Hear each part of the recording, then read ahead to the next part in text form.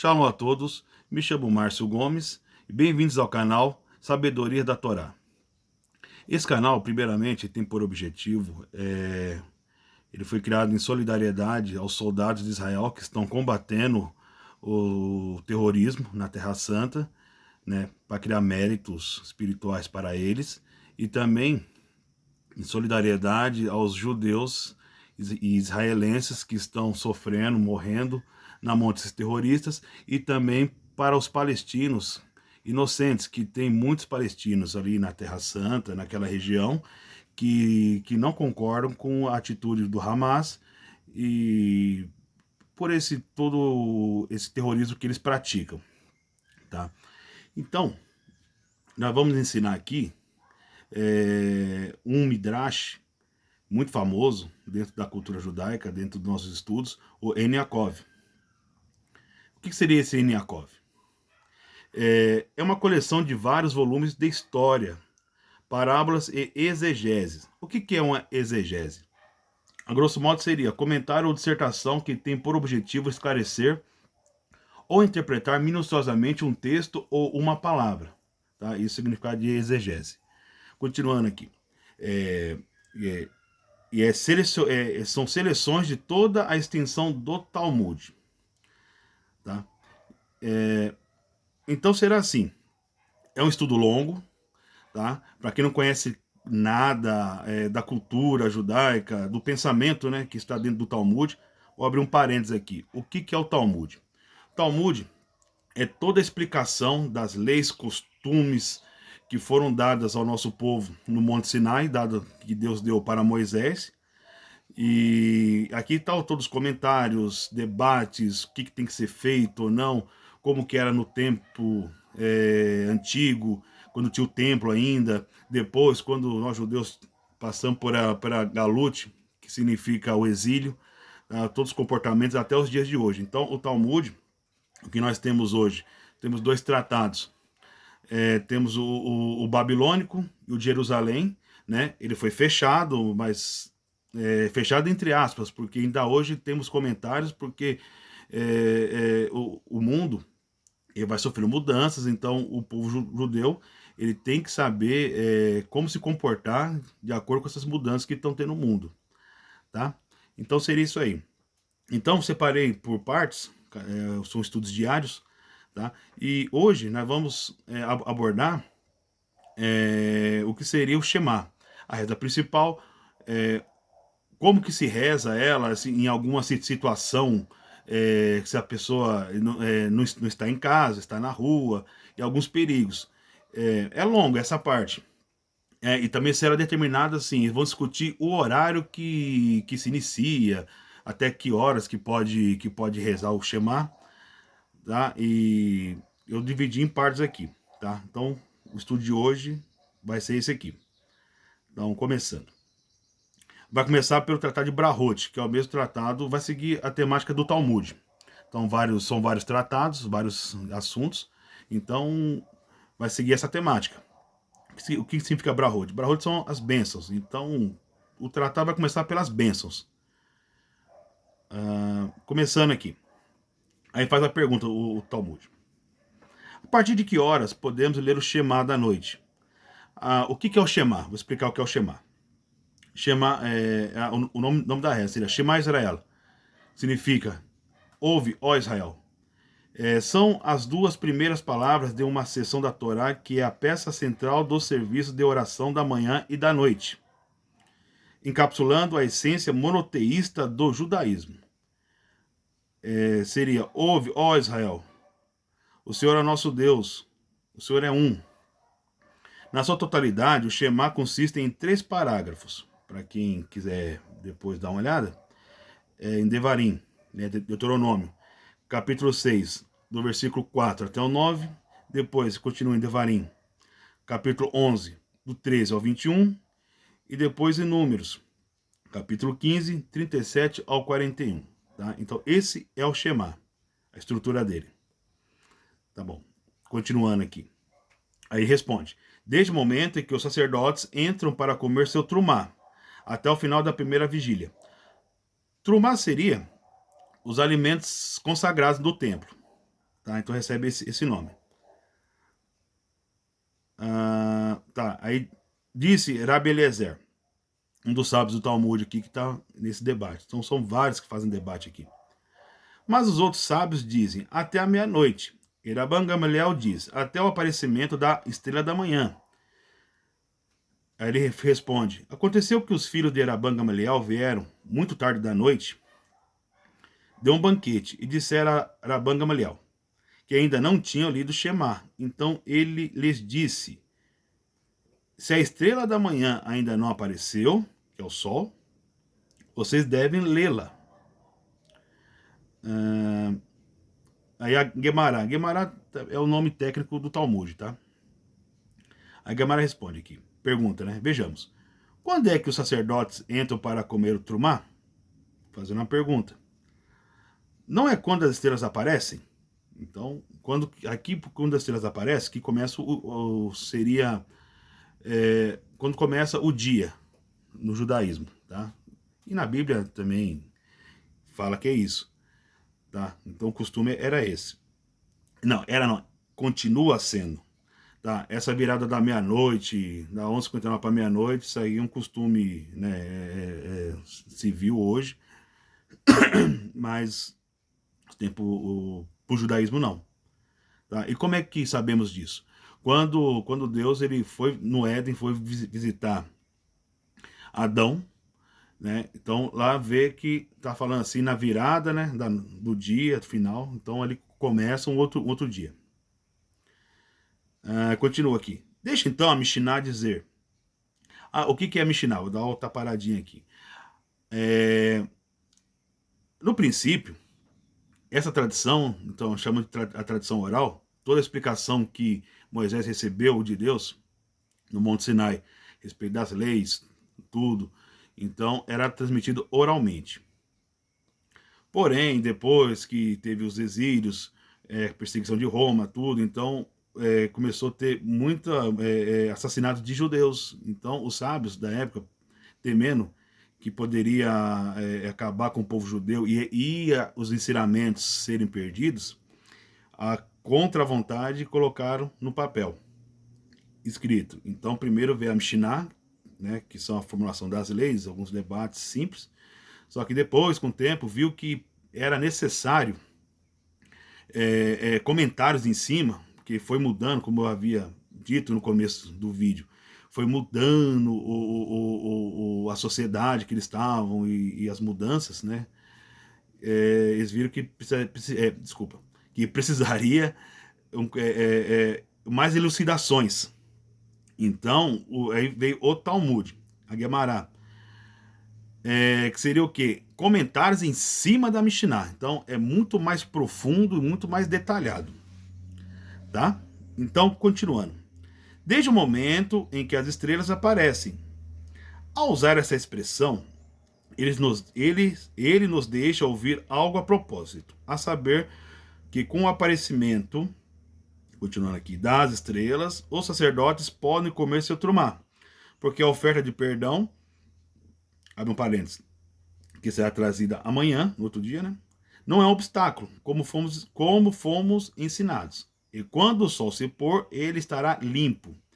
Em Levítico está escrito isso aqui, 22, versículo 7.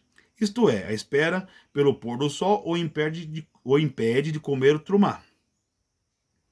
Mas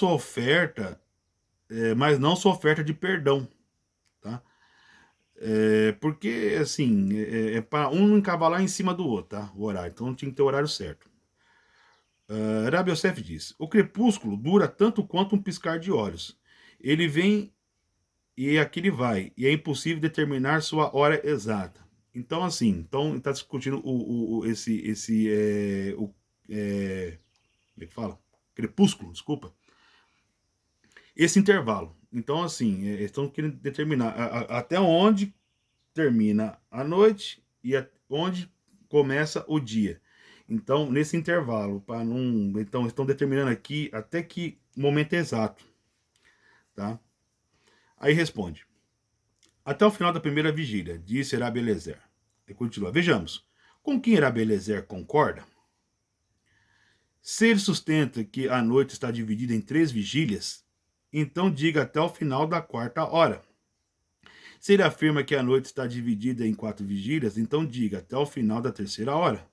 Ele afirma de fato que a noite tem 3 vigílias, então estão determinando aqui as vigílias e os horários.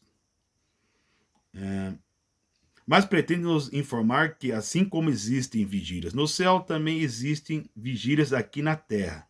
Então ele está falando aqui que é uma ligação, não é separado o mundo físico e o mundo espiritual. Há uma ligação entre eles. O que você faz aqui, nesse mundo físico, reflete no mundo espiritual. Você faz coisas boas, você mexe as engrenagens para o mundo espiritual te mandar bênçãos.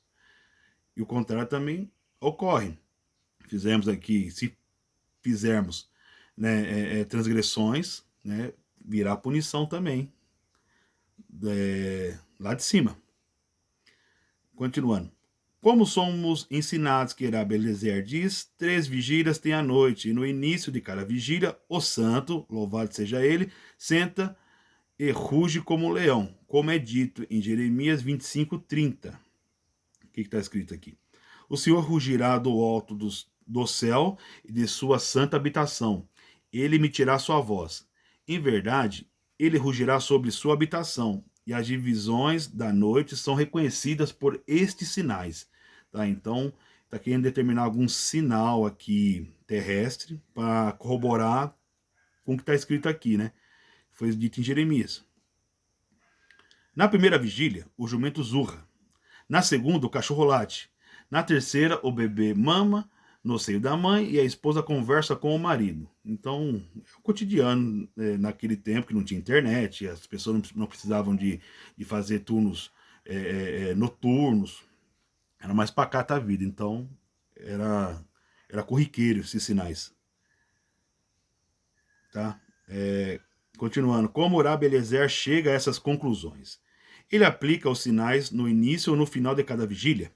Se ele aplica seus sinais no início de cada vigília, então é desnecessário ter um sinal para a primeira, pois o próprio anoitecer é uma indicação suficiente para isso. Aqui mostra, aí você fala assim, pô, mas quantos debates, né, assim, são coisas, parece que a princípio são inúteis. Não, não é. Isso aqui tem que ser, assim, é o que está na essência nossa, para não ter nenhum problema do judeu ele fazer alguma transgressão por eu não sabia, por isso. Não. Nós temos que saber tintim por tintim as coisas, porque nós não podemos ter a desculpa. Foi por engano, foi por isso aqui, eu achei. Não tem essa. Assim, que foi determinado, né, pelo nosso Deus, ser minucioso nos estudos, nas leis que ele deu, para não ter desculpa. Fizemos uma transgressão porque não se sabia. Você não sabia? Não, estava aqui. Então a regra é essa. E dessa forma nós sermos meticulosos, né, com esses detalhes, mostra o quão que respeitamos ele e o amamos. Por exemplo, com o pai. Então nós cuidamos, para mostrar que obedecemos nossos pais, de todos os detalhes pormenores, sabe? Um protocolo de exigência. Se fazemos isso no trabalho, com outras pessoas importantes, mais importante do que Deus não existe. Então, para ele tem que ser o melhor.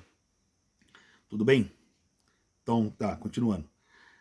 Se, no entanto, ele aplica seus sinais ao final de cada vigília, então o sinal para o último é desnecessário, pois o amanhecer é então suficiente. Ele continua aqui. Se ele aplica seus sinais no final da primeira vigília, no início da última e no meio da segunda, e por favor, você pode dizer que ele aplica os seus sinais ao final de cada vigília.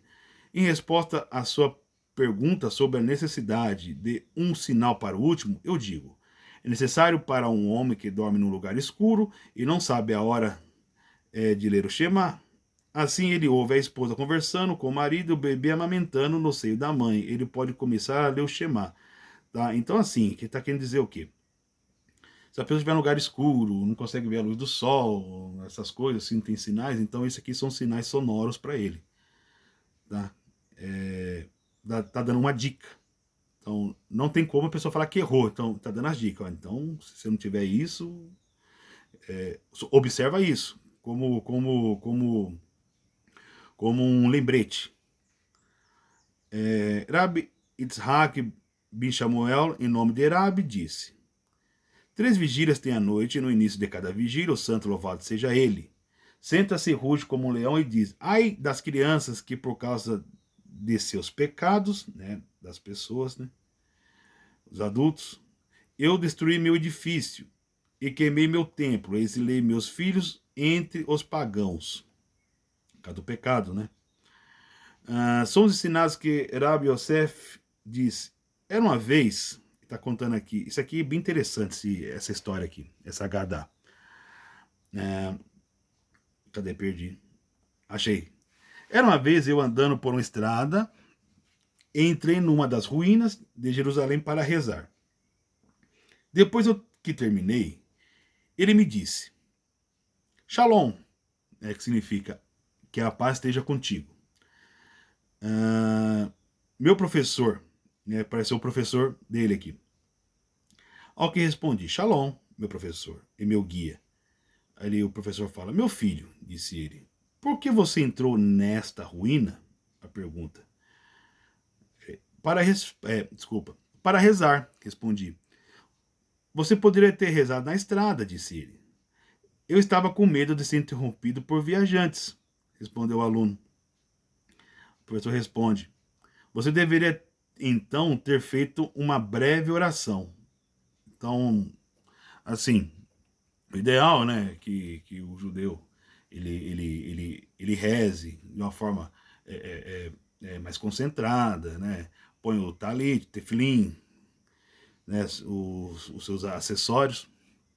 Então, mas se ele não consegue, então pelo menos assim, faça uma coisa resumida. Né? Tem um chamar resumido para isso.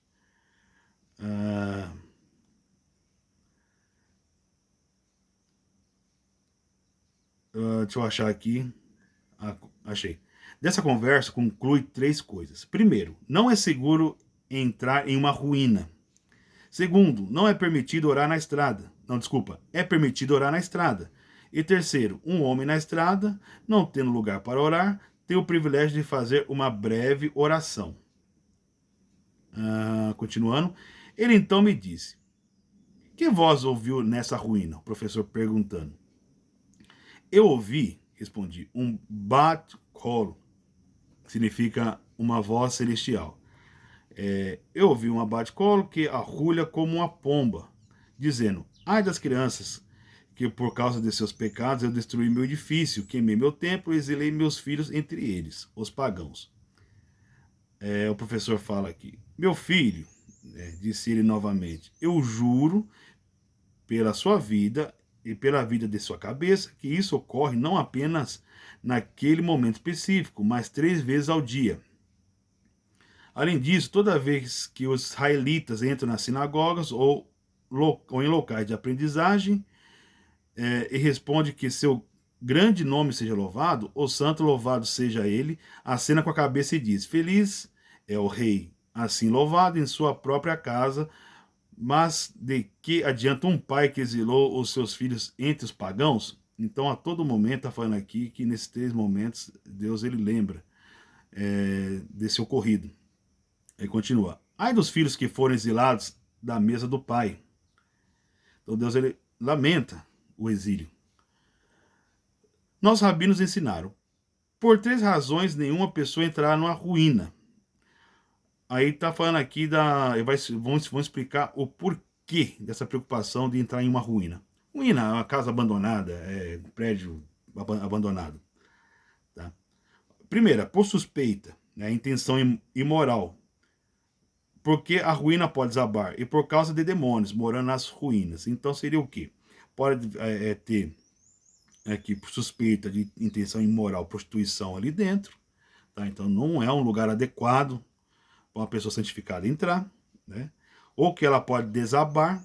Então, assim, o perigo, o perigo contra a vida no judaísmo é muito importante, tá? E por causa de demônios morando nas ruínas.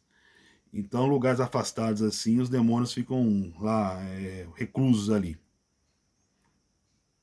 Continuando. nossos rabinos ensinaram. A noite tem 4 vigílias, assim diz o rabino. Rav Natan diz, 3. Qual é o motivo de Rav Natan? Está escrito em Juízes 6,19. E Guidom e os 100 homens que estavam com ele chegaram à extremidade do acampamento no início da vigília intermediária. E somos ensinados que Tihon, o meio, né, não pode ser usado a menos que algo o preceda e algo siga. Mas o rabino contesta isso e diz que por meio se entende um dos dois meios. Desculpa. Rav Natan diz, está então escrito um dos meios? Eis, está escrito no meio, a discussão falando. Qual a razão do rabino? Rav Zerika, em nome de Rav Ami, que fala em nome de Rav Yoshua Ben Levi, disse, uma passagem diz, em Salmos 119, 62, à meia-noite eu me levanto constantemente para dar graças a ti, etc. Davi falando. E outra passagem diz, também no 148, meus olhos estão acordados antes das vigílias da noite. Como isso é possível? À meia-noite, porque a noite é dividida em 4 vigílias. A meia-noite é, portanto, depois das 2 vigílias. Então tá no meio ali. Desculpa.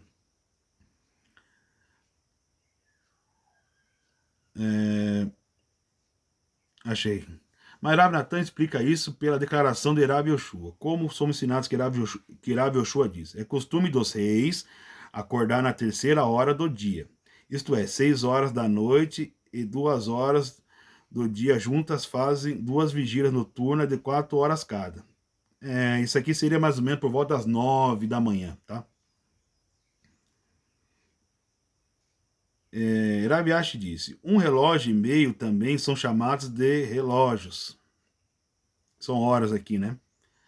Outra coisa disse Rav Zerika, em nome de Rav Ami, que fala em nome de Rav Yoshua Ben Levi. Na presença dos mortos não é apropriado falar de nada, exceto de coisas relativas aos mortos. Então isso aqui é um procedimento, é um preceito que num velório os judeus têm, tá? Rabi Abba Kahana disse, isso se refere apenas aos assuntos da Torá, mas os assuntos mundanos não importam. Mas alguns dizem que Rabi Abba Kahana disse, isso se refere aos assuntos da Torá e ainda mais positivamente aos assuntos mundanos. Então estão discutindo aqui o que se deve, como se deve comportar num velório. Por quê? Porque a alma ainda está circulando ali no corpo. Então não devemos, assim, devemos tratar bem os outros, ainda mais os mortos, porque eles não podem fazer nada para se defender. Então isso aí é um ato grandioso de benevolência, tá? Continuando aqui, está escrito, à meia-noite levanto-me constantemente para dar graças. Então está repetindo aqui no Salmo 119, 62, que vai se aprofundar nesse assunto aqui. Davi levantou-se à meia-noite para contemplar. Então está fazendo a pergunta. Ele se levantou no início da noite, pois é dito, aqui no versículo 147. Eu vim diante de ti no crepúsculo da noite, e como sabemos que o significado de Neshef, quer dizer, é o início da noite, pois está escrito em Provérbios 7,9. No Neshef, à noite, Rav Yoshia disse, assim diz Davi, nunca passei meia-noite dormindo. Da meia-noite dormindo. Rav Zerika disse, até meia-noite ele dormiu como um cavalo, depois disso ele se fortaleceu, que significa lutou contra o sono, como um leão. Aqui sono como cavalo quer dizer que a pessoa ficou meio pescando, sabe? Dormindo assim, mas não sono profundo. Cadê? Rav Ashi disse, até a meia-noite ele está envolvido no estudo da Torá. Depois disso, ele passa seu tempo em canções e louvores, compondo salmos, né? Ou cantando eles. E você diz que Neshef significa o começo da noite? porque achamos que é usado como o amanhecer. Pois está escrito, em 1 Samuel 30:37, e Davi os feriu desde Nechef até a tarde do dia seguinte. Então estão aqui falando o que pegando referência, o que é esse Nechef. Não significa de manhã até a noite? Não, de noite em noite. Se sim, então escreva-me a Nechef, ad a Nechef, ou em vez de Meareb, ad Aereb, porque as duas palavras Nechef e Ereb são usadas para a mesma ideia, mas diz Raba Nefesh, Nechef significa originalmente a transição de qualquer coisa. Portanto, a noite termina e o dia chega. O dia termina e a noite chega.